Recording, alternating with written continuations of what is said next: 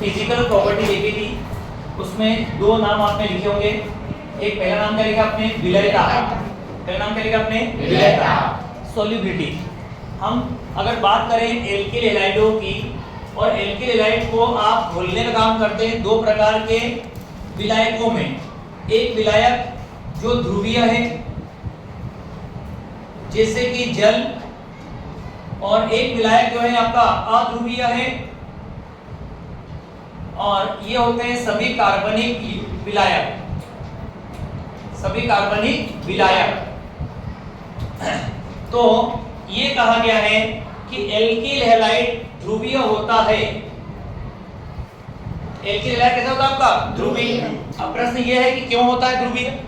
तो आप लोगों ने CH बंध की प्रकृति लिखी होगी कहीं पे, कार्बन और हाइड्रोजन के बीच में बनने वाला बॉन्ड। यहाँ पर कार्बन जब हाइड्रोजन के साथ बंध बनाता है तो इस बंध को बनाने वाले इलेक्ट्रॉन युग्मों को ये हाइड्रोजन परमाणु ऋणात्मक होने के कारण, ज्यादा नेगेटिव होने के कारण क्या करता है? अपनी तरफ खींच लेता है।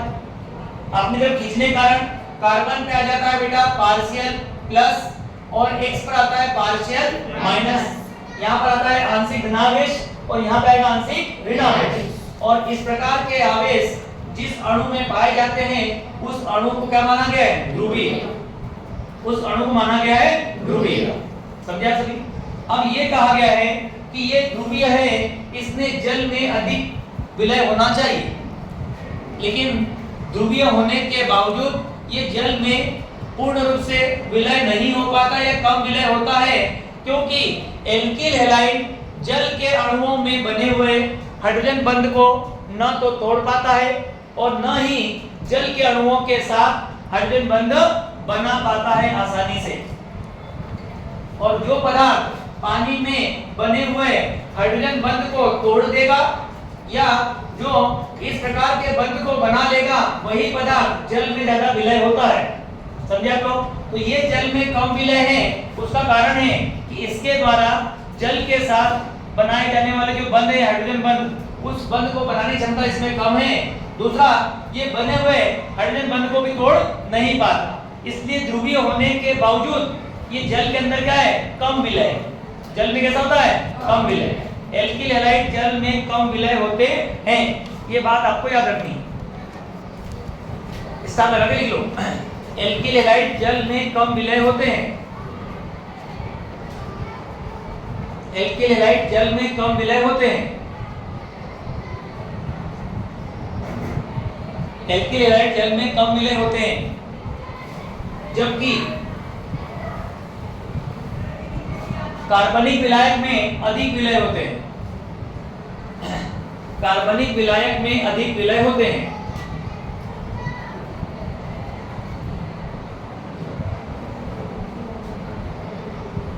कार्बनिक विलायक में अधिक विलय होता है।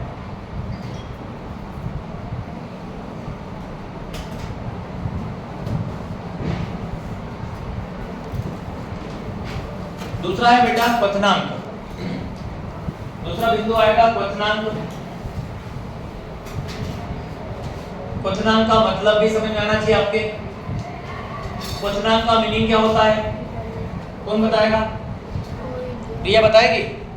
रिया रात में सो लिया कर बेटा, तुम जागरण मत करे, है ना? गई ना वो जागरण वाली, आपके व्रत तो गए थी सब, क्या थे? अरे भाई दूज ना, तीज ना, चौवन ना, पंचमी गई ना जागरण वाली। अब सो लिया तो है ना सभी लोग। यहाँ क्लास में, मेरी क्लास में नहीं सोना है आपको आकर के, है ना? कोई मैं लोरी तो गा नहीं रहा हूँ कि सो जा मुन्ना सो जा हो रहा है आपका काम। क्वथनांक का मतलब हुआ जिस तापमान पर कोई पदार्थ क्या करता है? उबलता है। जिस तापमान पर कोई पदार्थ क्या करता है? उबलता है। उस तापमान को कहा जाता है क्वथनांक। उस तापमान का नाम क्या होता है? क्वथनांक। अब हमारे पास जो यौगिक है उसका नाम है बेटा एल्किल हैलाइड। एल्किल हैलाइडों के जो क्वथनांक हैं वो संगत अल्केनों से ज्यादा होते हैं। संगत अल्केन का मतलब CH4 से बनाया गया है CH3Cl, C2H6 से बनाया गया है C2H5Br को, तो इसके संगत अल्केन ये हो गया और इसके संगत अल्केन ये हो गया। तो हम ये कह रहे हैं कि एल्किल हैलाइडों के क्वथनांक संगत अल्केनों से अधिक होते हैं। क्यों होते हैं? क्योंकि जो एल्किल हैलाइड हैं ये ध्रुवीय हैं। ये क्या है आपके? ध्रुवीय। और ध्रुवीय होने के कारण इनके बहुत सारे अणु आपस में संगुणित हो जाते हैं। ध्रुवीय होने के कारण इनके अणु आपस में क्या जाते हैं? संगुणित। संगुणित का मतलब इकट्ठे हो जाते हैं। तो छोटे छोटे अणु इकट्ठे होकर के क्या बना लेते हैं? बड़ा अणु। अब बड़े अणु को उबालना है तो ज्यादा हीट की जरूरत अपने को लगेगी। तो यहाँ पर ध्रुवीय होने के कारण इनके बीच में हो जाता है संगुणन। क्या पाया जाता है? संगुणन। उस संगुणन के कारण इनके क्वथनांक होते हैं अधिक, जबकि अल्केनों में ध्रुवीय गुण नहीं पाया जाता। अल्केन आपके ध्रुवीय नहीं होते, इसलिए इनके अणु इकट्ठे नहीं हो पाएंगे, अतः इनके क्वथनांक कम होंगे, इसके क्वथनांक क्या होंगे? इसके ज्यादा। ये पॉइंट लिखो, स्टार लगा के क्वेश्चन आता है। ये एल्किल हैलाइडों के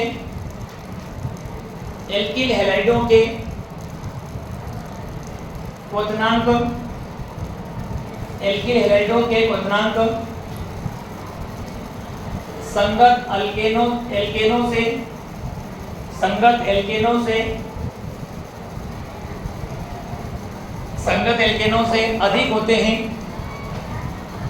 संगत एल्केनों से अधिक होते हैं।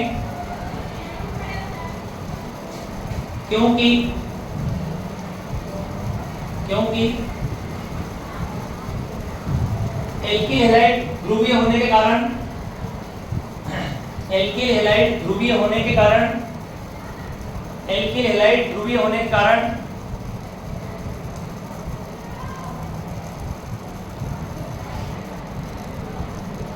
अंतर आणविक आकर्षण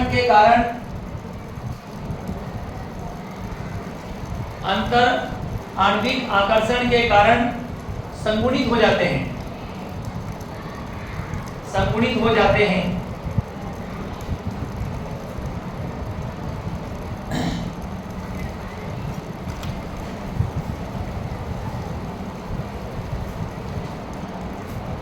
स्टार लगाइए आप लोग, फिर से लिखो एक लाइन और। समान प्रकार के हैलोजन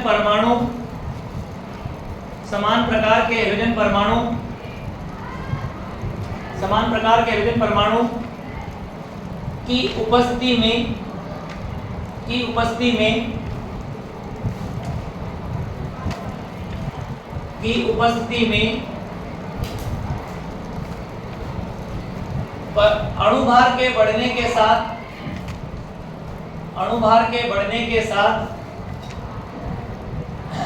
अणुभार के बढ़ने के साथ क्वथनांक का मान बढ़ता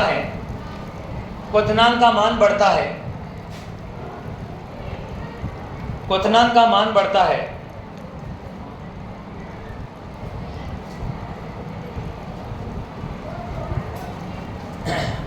यहाँ देखो, यहाँ पर हाइड्रोजन परमाणु है Br, यहाँ पर भी क्या लिखा आपने? Br, यहाँ भी क्या लिखा है? Br। यदि पूछा जाए कि 1, 2 और 3 में सबसे ज्यादा क्वथनांक किसका होगा, तो जिसका अणुभार क्या होगा? सबसे अधिक। भैया 1 किलो पानी गर्म करना है, कम ऊर्जा लगेगी। 5 किलो गर्म करना है, ऊर्जा ज्यादा लगेगी। तो जैसे जैसे समान अगर हाइड्रोजन परमाणु बचते हैं तो जैसे जैसे क्या बढ़ेगा? अणु का भार, वैसे वैसे क्या बढ़ जाएगा? क्वथनांक। इसमें कार्बन कितना रहेगा? 1, अणुभार कम होगा। या कार्बन कितने हैं? 2, अणुभार ज्यादा होगा। या कार्बन कितने हो गए? 3, अणुभार और अधिक होगा। तो यहाँ पर क्वथनांक का क्रम इस प्रकार का होगा। एग्जांपल लिख ले आप।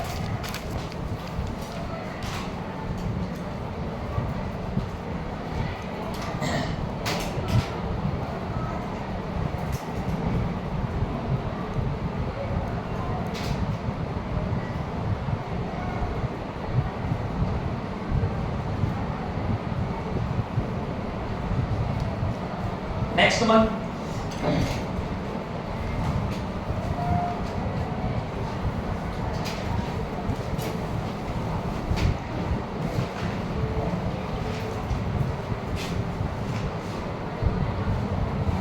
अगला पॉइंट लिखो स्टार लगा के। शाखाओं के बढ़ने पर शाखाओं के बढ़ने पर क्वथनांक में कमी आती है। शाखाओं के बढ़ने पर क्वथनांक में कमी आती है।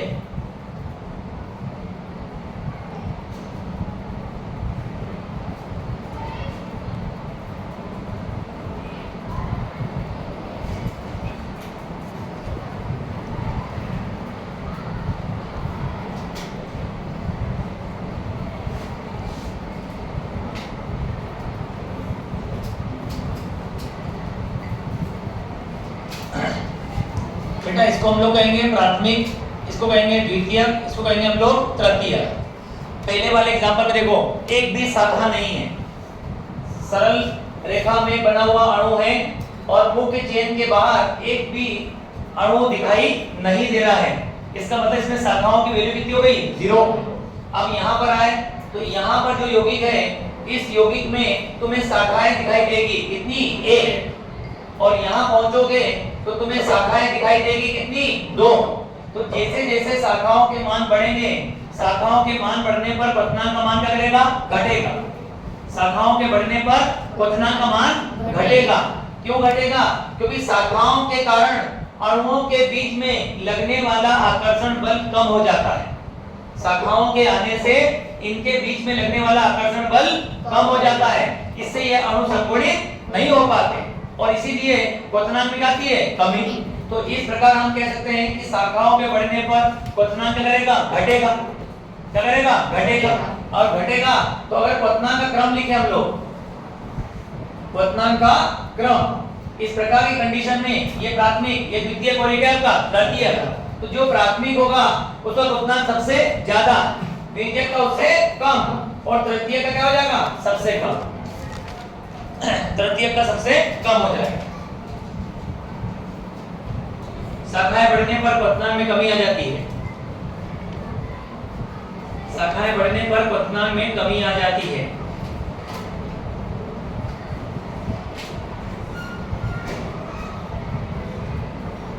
जेईई स्तर पे सवाल आते हैं, निम्न को क्वथनांक के बढ़ते क्रम में लिखो, निम्न को क्वथनांक के घटते क्रम में लिखो। तुम्हें पहचान करना पड़ेगी कौन सा यौगिक प्राथमिक है, कौन सा द्वितीयक है, कौन सा तृतीयक। जहां एक शाखा होगी वो द्वितीयक, जहां शाखा कितनी होगी आपकी? 2, वो कहलाएगा आपका तृतीयक। और जहां एक भी शाखा नहीं होगी वो कहलाएगा प्राथमिक।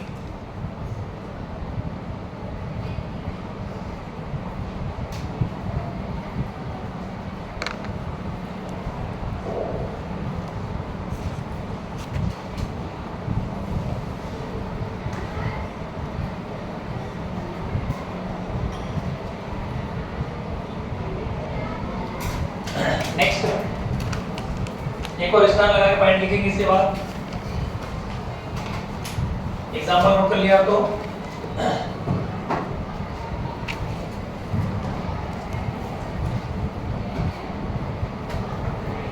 बेटा ये ऑर्डर के लिए क्वेश्चन ऑब्जेक्टिव बन के आ सकता है ना। निम्न में से क्वथनांक का सही क्रम एल्किल हैलाइड में कौन सा होगा?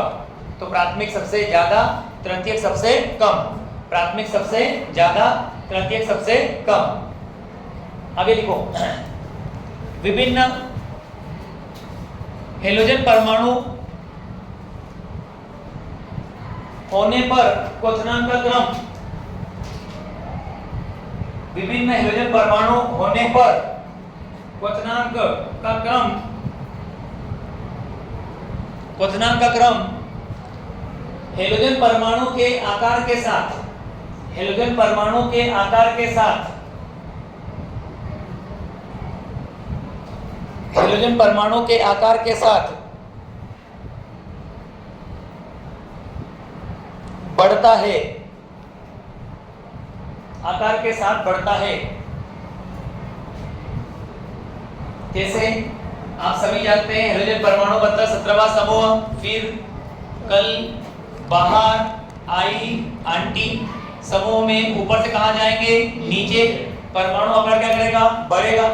हमने 4 प्रकार के हेलोजन लगाए, एक है Ri, एक लिया आपने RBr, एक लिया आपने RCl और एक लिया आपने मान लो Rn।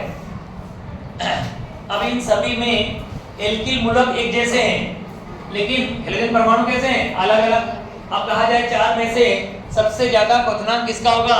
उत्तर क्या होगा आपका? Ri। उत्तर क्या आएगा? आर, क्योंकि सब में आर तो कॉमन है। आयोडीन का आकार सबसे क्या है? बड़ा। जो अणु जितना बड़ा होगा उसको उबालने में उतनी ऊर्जा लगेगी, उसको उबालने में उतनी ऊर्जा या हीट लगेगी अपने को। जितनी ज्यादा हीट लगेगी उतना ज्यादा क्या होगा? क्वथनांक। तो क्वथनांक का क्रम कैसा होगा? परमाणु भार का बढ़ता हुआ क्रम। परमाणु भार का बढ़ता हुआ क्रम। जैसे जैसे परमाणु भार बढ़ेगा वैसे वैसे क्वथनांक क्या करने वाला है? बढ़ने वाला है। इसलिए इनका सही क्रम लिखोगे तो यहाँ पर हम कहते हैं कि Rf का सबसे कम क्वथनांक, RCl का उससे ज्यादा, RBr का उससे ज्यादा और Ri का हो जाएगा सबसे ज्यादा। क्रम लिख लीजिए आप लोग।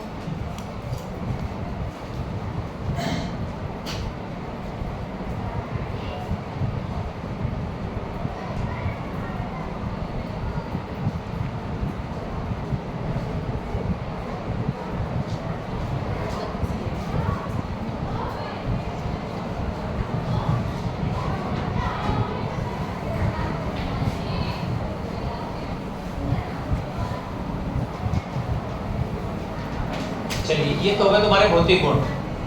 अब हम बात करेंगे रासायनिक गुणों की। अब बात होगी रासायनिक गुणों की। हेडिंग लिखिए आप लोग, एल्किल हैलाइडों के रासायनिक गुण। एल्किल हैलाइडों के रासायनिक गुण। एल्किल हैलाइडों के रासायनिक गुण।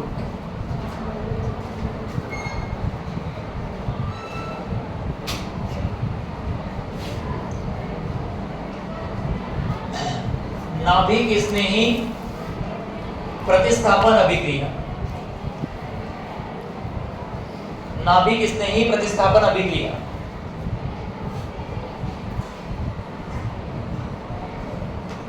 नाभिक स्नेही प्रतिस्थापन अभिक्रिया।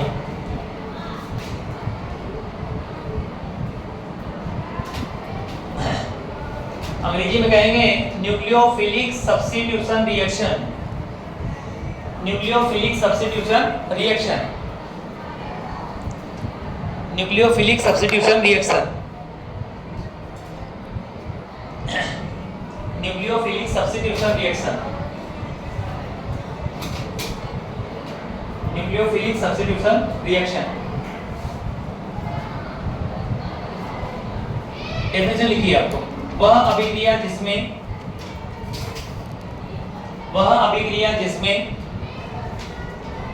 अभिक्रिया जिसमें एल्किल हैलाइड का हैलोजन परमाणु, एल्किल हैलाइड का हैलोजन परमाणु, एल्किल हैलाइड का हैलोजन परमाणु,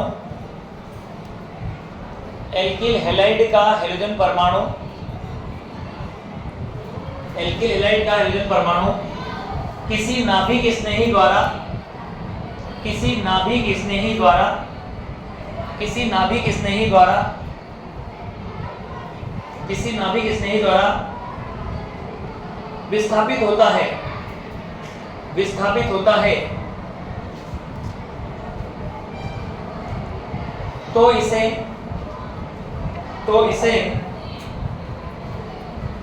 नाभिक स्नेही प्रतिस्थापन अभिक्रिया कहते हैं।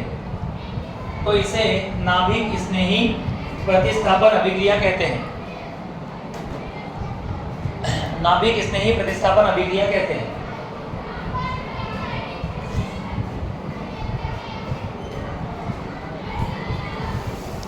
अब यदि आप में से कोई समझदार हो तो वो खड़ा होकर प्रश्न पूछे, डाउट पूछ सकता था कि सर ये नाभिक स्नेही क्या है? विस्थापन तो तभी करेंगे जब इसका मतलब पता हो अपने को। कितने लोगों को पता है? कोई जानकार नहीं है, ठीक है। लेकिन इतना समझदार भी कोई नहीं है कि नया नाम आ गया, कोई नई चीज आ गई है और हमारे दिमाग में उसका कोई मीनिंग नहीं है, तो डाउट तो पूछे सर से, बस लिखते जाएंगे, बैठे रहेंगे चुपचाप साइलेंट होकर के। पूछना पड़ेगा ना। लिखो हेडिंग, नाभिक स्नेही।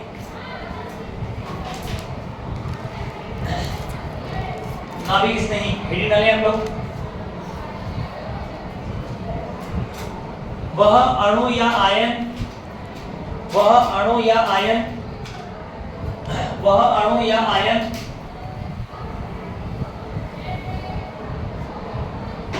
जिसके पास, वह अणु या आयन जिसके पास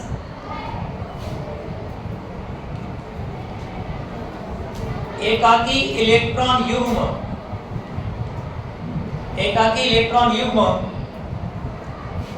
या ऋण आयन पाया जाता है। एकाकी इलेक्ट्रॉन युग्म या ऋण आयन पाया जाता है। एकाकी इलेक्ट्रॉन युग्म या ऋण आयन पाया जाता है, उसे नाभिक स्नेही कहेंगे। उसे नाभिक स्नेही कहेंगे।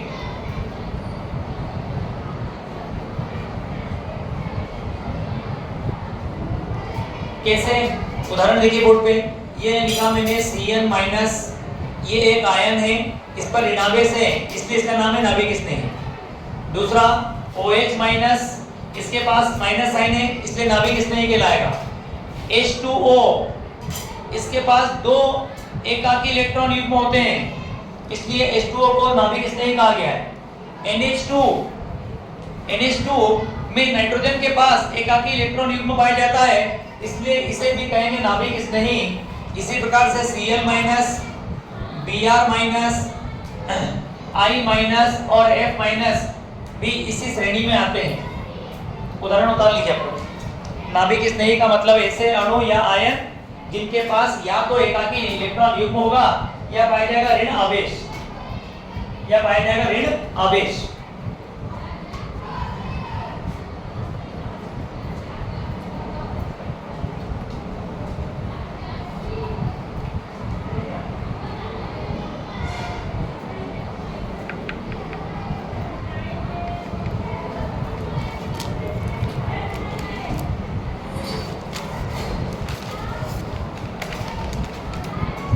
कैसे होगा बेटा विस्थापन?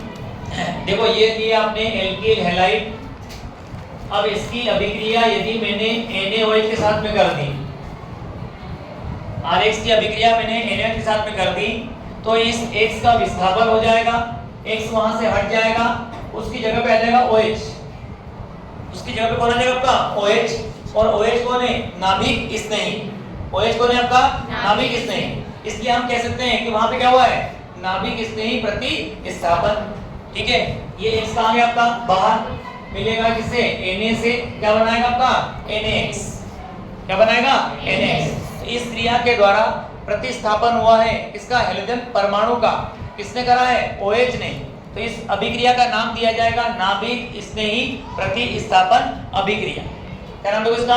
नाभिक स्नेही प्रतिस्थापन अभिक्रिया। अगली हेडिंग लिखो, नाभिक स्नेही प्रतिस्थापन अभिक्रिया की क्रिया विधि। नाभिक स्नेही प्रतिस्थापन अभिक्रिया की क्रिया विधि। क्रिया विधि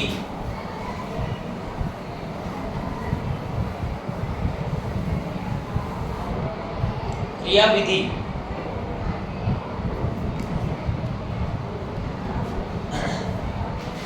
नंबर 1 लिखेंगे आप लोग SN1 क्रिया विधि, या इसको कहते हैं एक अणु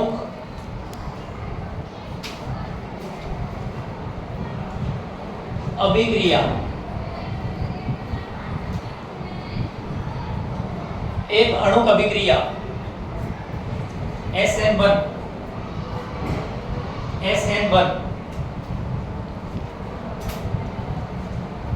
एक अणु अभिक्रिया SN1 लिखो। इस अभिक्रिया यह अभिक्रिया दो पद में पूर्ण होती है।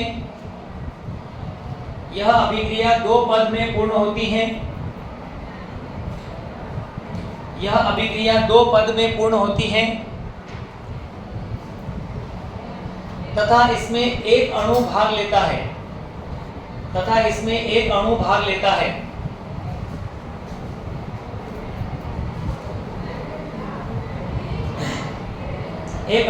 लेता है। लाइन चेंज करो। पहले चरण में CX CX बंध का हिट्रोलाइटिक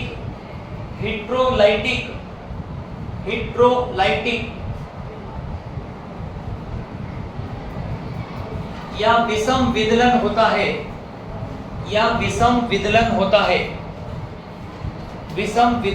है तथा कार्बोकेटायन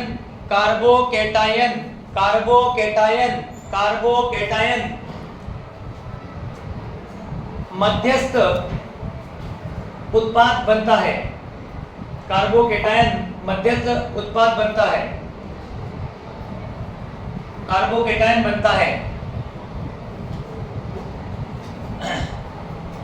देखो बेटा, क्योंकि SN1 नाम इसलिए दिया गया है, कोई पूछे कि भाई SN1 क्यों दिया है, क्योंकि इस अभिक्रिया में भाग लेने वाले अणु की संख्या कितनी है? 1। या आप ये कह सकते हो कि इस प्रकार की अभिक्रिया की जो दर है वो एक ही अणु पर निर्भर करती है। इस प्रकार की अभिक्रिया की जो दर है वो कितने अणु पर डिपेंड करती है? 1 पर। इसका नाम क्या दिया अपन ने? SN1। अब हम विस्थापन करना चाहते हैं RH में X का, तो पहले पद में RH में बना हुआ है कार्बन और हाइड्रोजन के बीच में बंध, ये रहा बंध। ये क्या करेगा? आपका टूटेगा तो इसका विदलन होगा, ये टूट रहा है, टूटेगा कैसा? हिट्रोलाइटिक या विषम विदलन। विषम विदलन का मतलब है कि बंध को बनाने वाले इलेक्ट्रॉन का बंटवारा बराबर नहीं हो। बंध को बनाने वाले इलेक्ट्रॉन कितने हैं? 2। जब बंध टूटेगा तो A और B दोनों के पास समान संख्या में इलेक्ट्रॉन जाना चाहिए, लेकिन अगर बंध को बनाने वाले इलेक्ट्रॉन का बंटवारा बराबर नहीं हो तो कैसे होगा? तो B के पास दोनों इलेक्ट्रॉन चले जाए और A के पास इलेक्ट्रॉन एक भी नहीं बचे, क्योंकि एक इलेक्ट्रॉन A का है और एक किसका है? B का। जब दोनों इलेक्ट्रॉन किसके पास चले जाएंगे? B के पास, तो समान बंटवारा नहीं हुआ। जब समान बंटवारा नहीं हुआ तो इसी का नाम तो है विषम विदलन। इसका नाम क्या है? विषम विदलन। विषम विदलन होगा तो एक पर आएगा प्लस और एक पर क्या आएगा? माइनस। और यहाँ पर इस प्रकार ये बंटवारा होने पर एल्किल मूलक के कार्बन पर प्लस चार्ज और हाइड्रोजन पर क्या था आपका? Minus charge. और ऐसे एल्किल आयन जिनमें कार्बन परमाणु पर प्लस पाया जाता है उसे कहते हैं कार्बोकेटायन। क्या कहेंगे उसको? कार्बोकेटायन। जैसे कि CH3 पर प्लस आ गया तो ये एल्किल आयन है, इसके कार्बन परमाणु पे क्या है? प्लस चार्ज, इसलिए नाम क्या है इसका? कार्बोकेटायन। तो पहले पद में कार्बोकेटायन बनता है। उतारिए स्टेप। पहले पद में CX बंध का विदलन होगा और विदलन से कार्बोकेटायन बनेगा। और कार्बोकेटायन कहाँ बनता है? तो SN1 में बनता है। SN1 में बनेगा ये।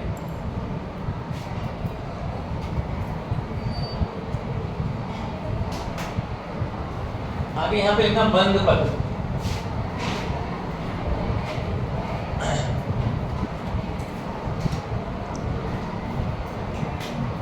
लिखो यह पद मंद होता है। यह पद मंद होता है। नंबर 2, दूसरे चरण में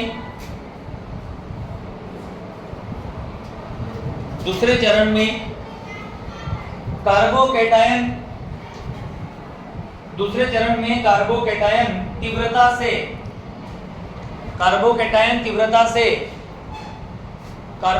तीव्रता से नाभिक स्नेही से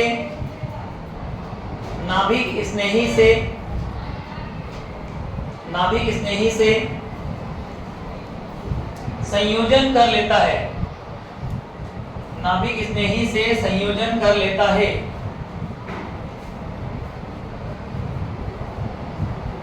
नाभिक स्नेही से संयोजन कर लेता है।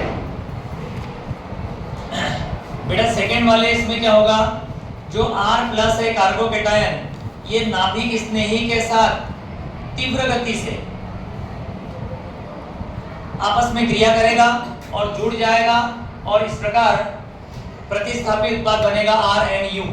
ये NU जो है वो न्यूक्लियोफाइल या नाभिक स्नेही है। Nu कौन है यहाँ पे? न्यूक्लियोफाइल है नाभिक स्नेह, जिसका चार्ज क्या आपका माइनस। अब मैं R का मान रख रहा हूँ बेटा, X का मान भी रख रहा हूँ। R का मान X का मान मैंने यहाँ पे रख दिया।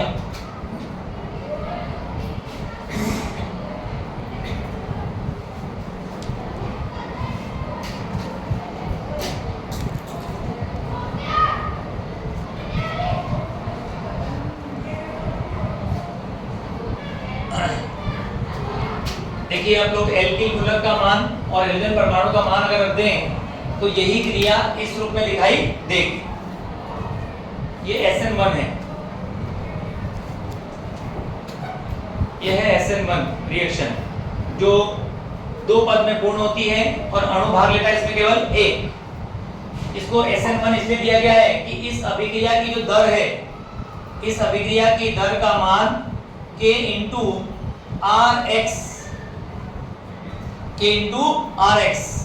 केवल एल्किल हैलाइड की सांद्रता पे इस अभिक्रिया की दर निर्भर करती है। इस अभिक्रिया की दर का मान नाभिक स्नेही की सांद्रता पे निर्भर नहीं करता, इसलिए इसे SN1 रिएक्शन कहा गया है। इस अभिक्रिया की दर का मान केवल एक अणु की सांद्रता पे निर्भर करता है और वो है alkyl halide. Alkyl halide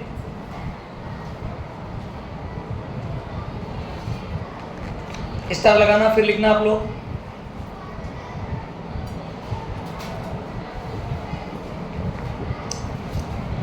SN1 क्रियाविधि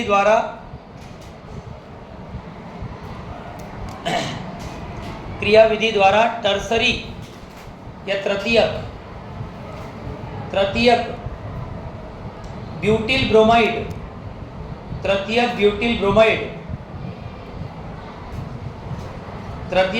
ब्रोमाइड का आसानी से जल अपघटन होता है,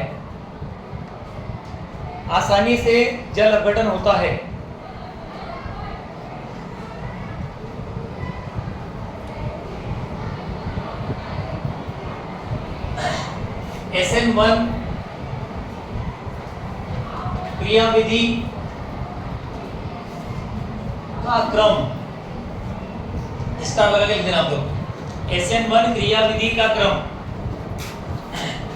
SN1 क्रियाविधि का क्रम मतलब SN1 अभिक्रिया सबसे तेज गति से कहां पर होगी, सबसे धीमी गति से कहां पर होगी। तो सही क्रम इसका है तृतीयक में सबसे तेज गति से, द्वितीयक में उससे कम, प्राथमिक में उससे कम और सबसे कम गति से होता है CH3X। सबसे कम गति से होगा CH3X में। SN1 क्रियाविधि का क्रम इस प्रकार का होता है। तृतीयक एल्किल हैलाइडों में यह क्रिया बहुत तेज गति से होती है प्राथमिक की तुलना में। SN1 की क्रियाविधि के दर का जो है ऑर्डर इस प्रकार होगा।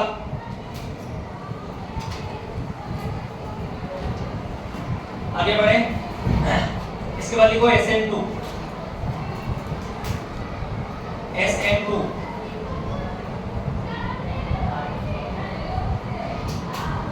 द्विअणुक, ये एक अणु की जगह द्विअणु, एक अणु की जगह द्विअणु।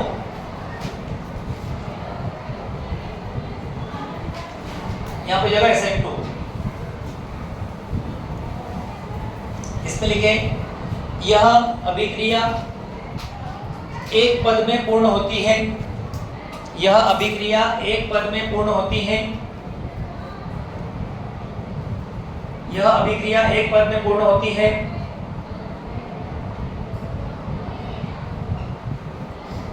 तथा इसमें दो अणु भाग लेते हैं, इसमें दो अणु भाग लेते हैं।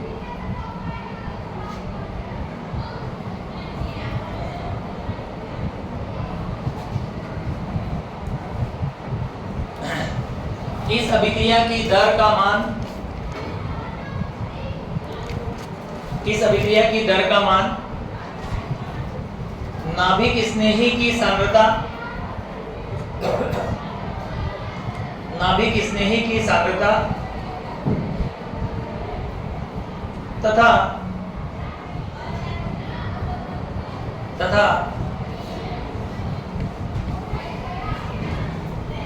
एल्किल हैलाइड की सांद्रता पर निर्भर करता है, एल्किल हैलाइड की सांद्रता पर निर्भर करता है।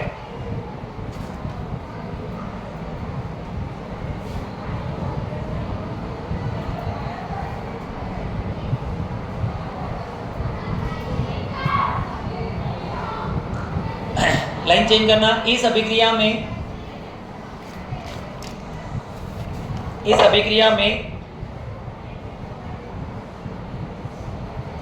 पहले मध्य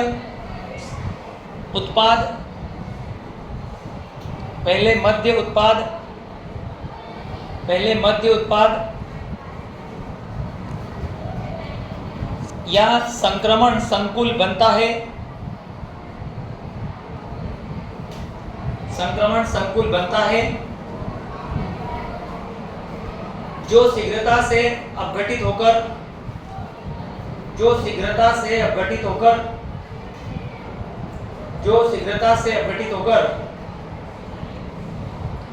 प्रतिस्थापी उत्पाद देता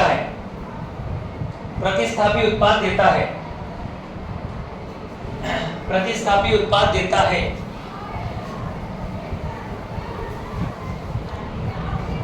देखो बेटा, SN2 में क्या होगा, ये लिया एल्किल हैलाइड, इसकी अभिक्रिया होगी नाभिक स्नेही के साथ, तो इन दोनों के मिलने वाली जो क्रिया है वो मंद गति से होगी और इन दोनों के मिलने पर संकुल बनेगा।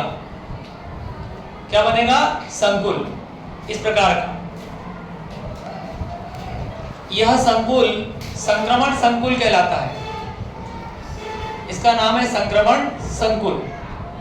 ये बहुत ज्यादा अस्थायी होता है, इसलिए तुरंत अपघटित होकर, शीघ्रता से अपघटित होकर, तीव्रता से अपघटित होकर के प्रतिस्थापी उत्पाद दे देगा और इस प्रकार हेलोजन परमाणु बाहर चला जाएगा। हेलोजन परमाणु कहां चला जाएगा? बाहर। तो ये कार्य हो रहा है आपका एक ही स्टेप में, ये काम हो रहा है आपका एक ही पद में। इसमें पहले चरण में क्या होगा, इन दोनों के मिलने पर क्या बनेगा? संक्रमण संकुल। क्या बनेगा? संक्रमण संकुल। और ये संकुल कैसा होता है? अस्थायी। कैसा होता है? अस्थायी। इसलिए तुरंत क्या जाएगा? अपघटित। और इसके टूटने पर इस प्रकार प्रतिस्थापी उत्पाद बनेगा। आप R का मान रखेंगे आप लोग यहाँ पे CH3, फिर रखेंगे आप लोग Br, यहाँ पे आ जाएगा OH माइनस आयन। आगे कहानी को बढ़ाते जाओ आप लोग, क्या बनना चाहिए?